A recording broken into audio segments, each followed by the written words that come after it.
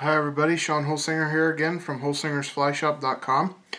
Today I'm going to tie one of my steelhead flies for you. This is called steak and eggs. I'm just going to use some black thread on a size 12 Daiichi 1560 wet nymph hook. You could tie it a little bit bigger if you'd like. It's called steak and eggs because it's, meat and egg kind of fly. The meat part of the fly is going to be a stone fly. And where we're going to start out, we're going to wrap it back to the bend. And then we're going to put a little ball back here with our thread. Okay, now like a stone fly, we're going to use goose biots for the tail. We're going to use a black one for the tail. You're going to pick two of these off of here and cut them off. And we're going to put them on the back. Now you built that little ball out of your thread there. These things are hard to pick up. You built a little ball out of your black thread at the back, and that's going to help spread these out whenever we wrap them down. We're going to put one on each side, and we're going to even them up. You don't want them real long. And you're going to hold it on the side there. Wrap it loosely. Position them where you want them. And then come back in and wrap it tight. You're going to wrap back to that ball. So when you get back to that ball, it spreads them out real nice. I'll show you that here in a second. There you go. You can see how by putting that ball there, it spread them out really nice. And then we're going to cut off our tag ends.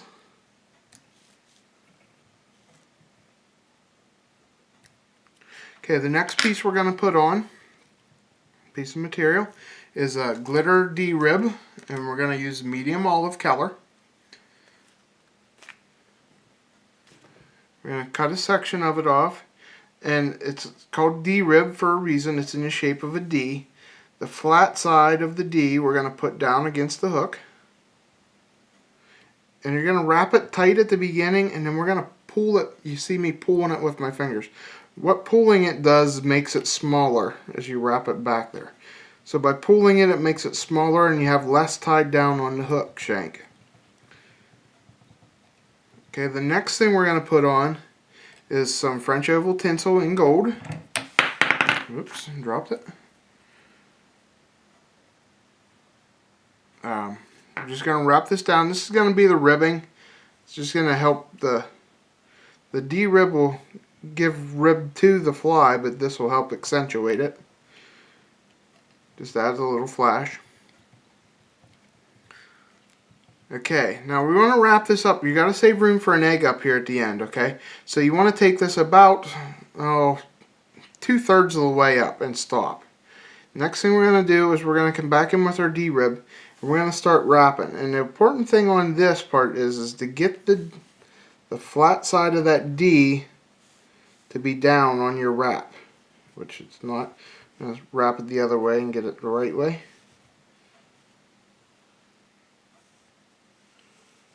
Okay, now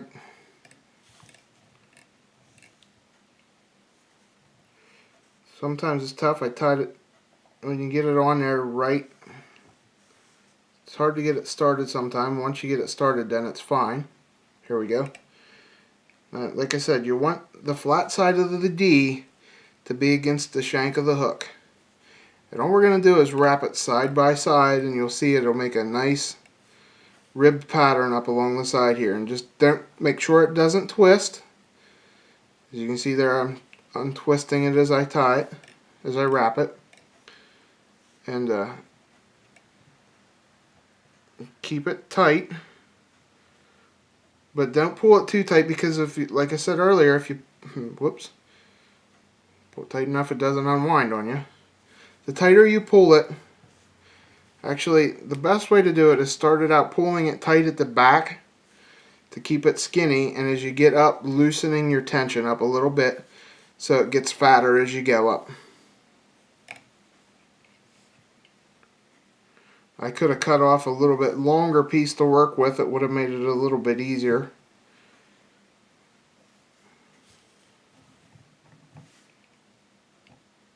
Just keep pushing it back so it stays tight here. Okay, then once you get it up here where you need it, we're going to tie it off.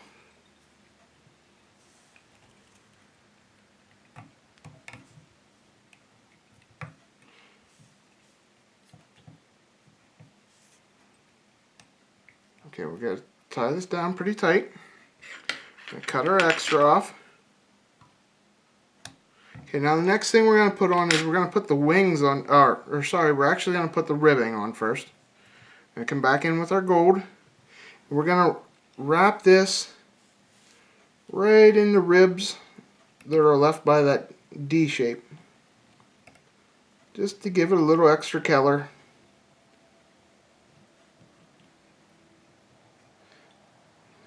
Boy, I'm struggling a little bit here today.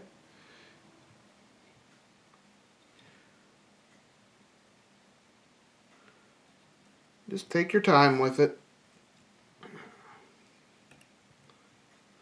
Now, you see how easy it is for this to unwind here, just as I'm wrapping. One way to stop that is put your thumb on it. Every time I go over the top, I'll put my thumb on it to hold it down, and then switch hands underneath. That's an easier way to take care of that problem. Okay, then we're going to tie it off once we get it up here.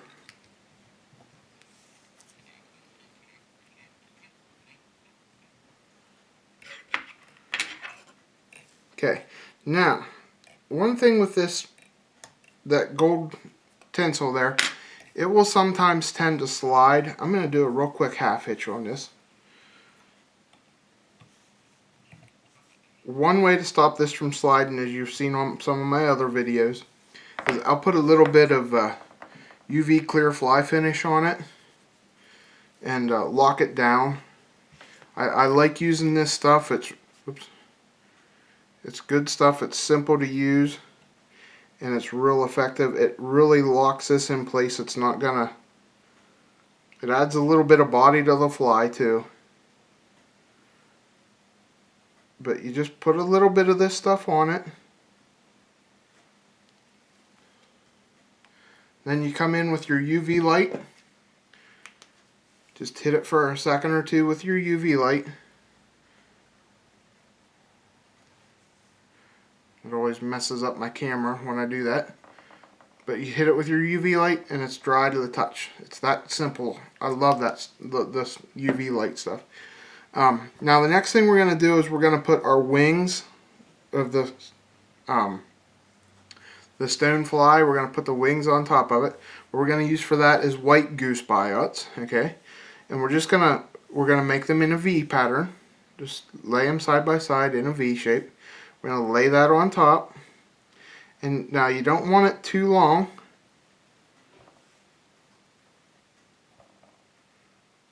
Just going to lay it up on top here and tie it down.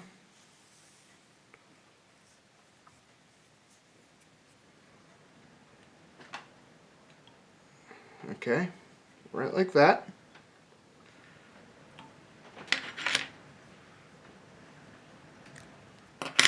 Okay, now we have that part. Now time for the egg. Now I'm going to fly through this really quickly. Not going to explain a lot because I already did this. This is the same McFly egg foam that I tied in my earlier video. I'm using the McFly foam. Just going to put it all around the hook shank. I'm going to come in with the dark color. In this case, I'm using Cream Delight with a deep red blood dot. And we're just going to put it around the hook shank, make a soft loop, and then a nice tight loop. Just don't pull it so tight that it breaks your thread. Pull everything out of the way here.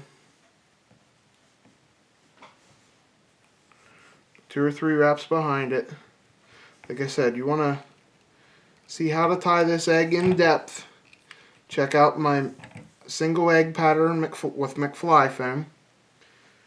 I slow it down and show you how to do it right, but since I already showed you that on that video, I'm just going to fly through it on this one. I have caught a lot of steelhead on this. I've caught salmon and the big brown trout when we go to New York. This is a very productive pattern for me. I like to fish this a lot when fishing Steelhead Alley.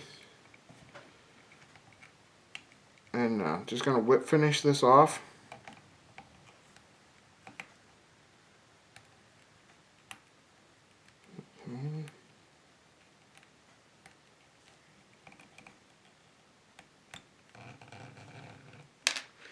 Okay, get a nice whip finish on there. Get the thread off. Now I'm going to take and I'm going to pull my blood dot up first. Pull my other stuff around it. Make sure my wings are out of the way.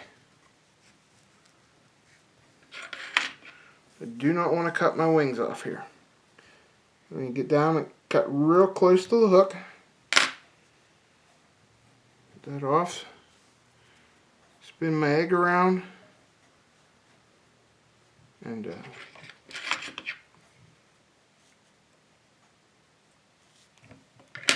make sure to trim anything up and make it look nice and pretty. But there is my steak and egg pattern. You see the little blood dot up top here? This McFly foam, you saw that? You know, a nice quick trim and boom, it pops right out. Egg shape real quick. Very little trimming. And I can trim this up just a hair more.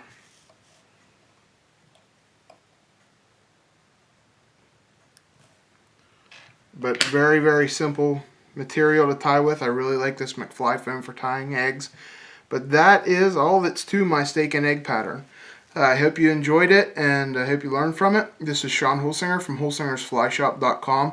Remember, everything you see on these videos you can order from our website at holsingersflyshop.com. Thanks again for watching.